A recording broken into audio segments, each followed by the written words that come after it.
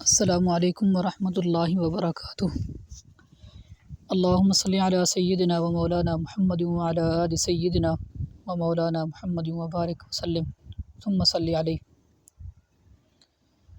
آج ایک مرتبہ پھر آپ کے سامنے حاضری کا شرف حاصل ہو رہا ہے۔ آج شعبان المعظم کی 15 تاریخ ہے، جسے شب برات کہا جاتا ہے۔ انشاءاللہ آج ہم شب برات کے متعلق چند باتیں عرض کریں گے، تاکہ ہم اس رات کو اپنے لیے ذریعہ نجات بنا سکیں، اور ہمیں معلوم ہو کہ یہ رات کس طرح گزارنی ہے اور کس طرح نہیں گزارنی، کیونکہ کہیں ایسا نہ ہو کہ یہ رات اس رات کے اعمال کی وجہ سے بجائے ہمیں فائدہ ہونے کے ہمیں کوئی نقصان ہو جائے۔ اس لیے ہمیں اس رات کی اہمیت کو سمجھنا ضروری ہے۔ شعبان المعظم کی رات ایک بہت بڑی فضیلت والی رات ہے اور ایک عظیم رات مانی جاتی ہے، جو شعبان کی 15 تاریخ ہوتی ہے۔ یہ رات بھی عام راتوں کی طرح مغرب سے شروع ہو جاتی ہے۔ اس رات میں رحمت خداوندی کی تجلیات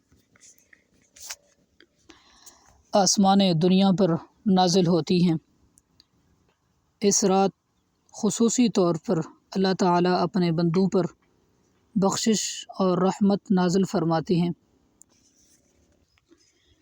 اور اللہ تعالیٰ اپنے بندوں کی دعائیں قبول فرماتے ہیں، اور رب العالمین مانگنے والوں کی مرادیں پوری فرماتے ہیں اور سوالیوں کی جھولیاں بھر دیتے ہیں۔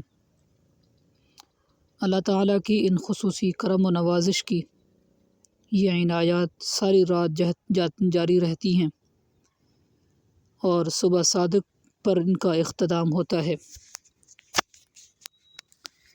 یعنی جس وقت سے رات شروع ہو جاتی ہے، مغرب سے لے کر صبح کی اذان تک اللہ تعالیٰ کی یہ رحمتیں نازل ہوتی رہتی ہیں، اور اللہ تعالیٰ اپنے کرم سے مغفرت کا اعلان فرماتے ہیں، اور اللہ تعالیٰ اس رات میں اپنے بے شمار بندوں کی مغفرت فرماتے ہیں اور ان کو جہنم سے نجات دیتے ہیں، کیونکہ شب برات کا معنی یہی ہے، نجات والی رات۔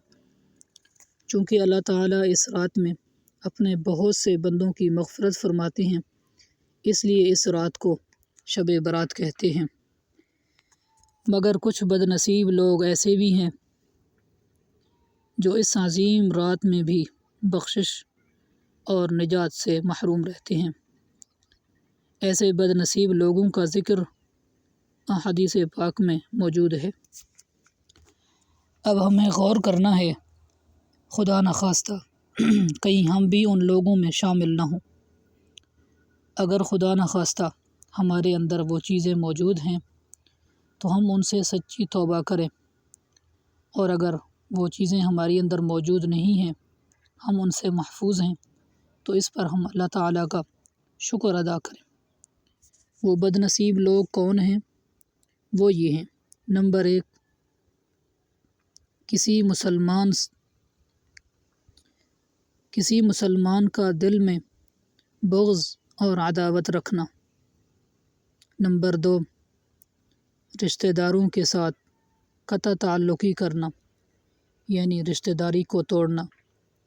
نمبر 3، کسی کو ناحق قتل کرنا۔ نمبر 4، بدکار مرد اور عورتیں۔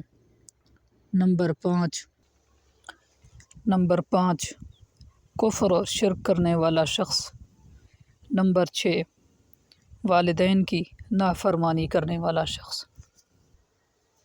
تو یہ 6 شخص ایسے ہیں جو اس رات میں بھی بخشش اور نجات سے محروم رہتے ہیں۔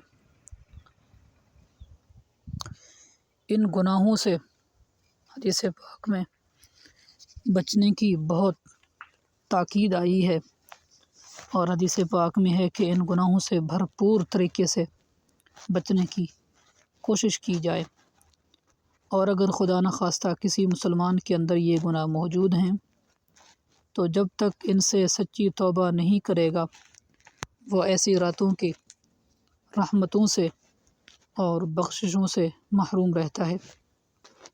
اور اسی طرح شب برات کی فضیلت کا تقاضا یہ بھی ہے کہ اس رات خاص اہمیت کے ساتھ عبادت کرنی چاہیے، نوافل، تلاوت اور ذکر وغیرہ کا اہتمام کرنا چاہیے، کیونکہ امت کے بزرگان دین کا یہ معمول رہا ہے، وہ اس رات خاص اہمیت کے ساتھ عبادت کیا کرتے تھے۔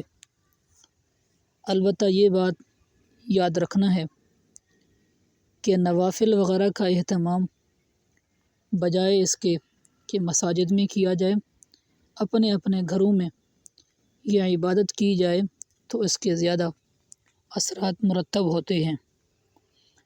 اور اسی طرح اس رات کی ایک فضیلت یہ بھی ہے کہ اس رات میں اللہ تعالیٰ دعاؤں کو بہت قبول فرماتے ہیں، جیسا کہ امام شافعی رحمۃ اللہ علیہ فرماتے ہیں کہ 5 راتیں ایسی ہیں جن میں دعا قبولیت کے بہت قریب ہوتی ہے۔ وہ 5 راتیں یہ ہیں: نمبر 1 جمعہ کی رات، نمبر 2 عید الاضحیٰ کی رات، نمبر 3 عید الفطر کی رات، نمبر 4 اس مہینے یعنی شعبان المعظم کے مہینے کی پہلی رات، اور نمبر 5 اس مہینے کی یعنی شعبان کے مہینے کی 15 کی رات۔ یہ راتیں ایسی ہیں کہ جن میں دعا قبولیت کے بہت قریب ہوتی ہے۔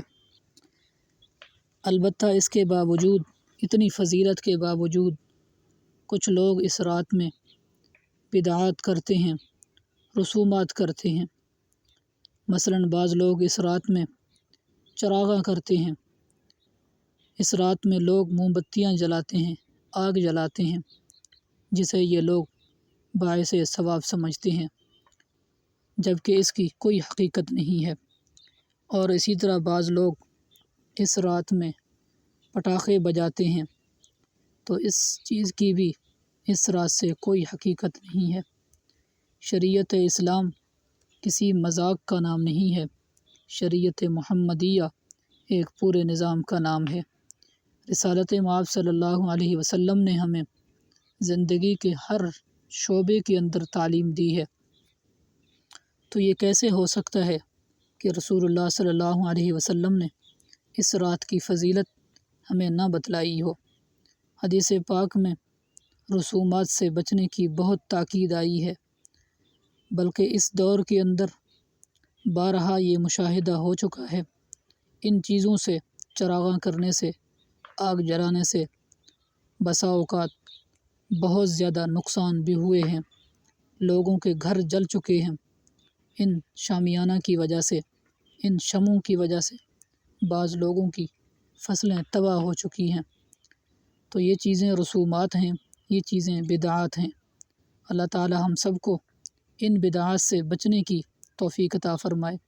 جو چیزیں کرنے کی ہیں وہ ہم کرتے نہیں، اور جو نہیں کرنے کے ان کے اندر ہم بڑھ چڑھ کے حصہ لیتے ہیں۔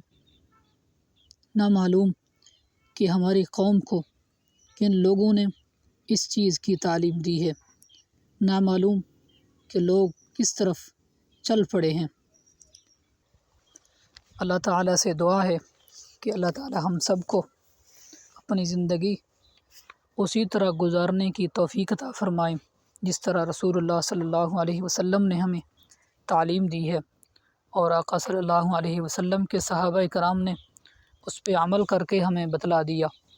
تو اگر ہماری زندگی کے اندر وہ کام ہوں گے جس طرح رسول اللہ صلی اللہ علیہ وسلم نے ہمیں تعلیم دی ہے، تو یقیناً ہمارے لیے راہ نجات ہوگی، ہمارے لیے ذریعہ نجات ہوگی۔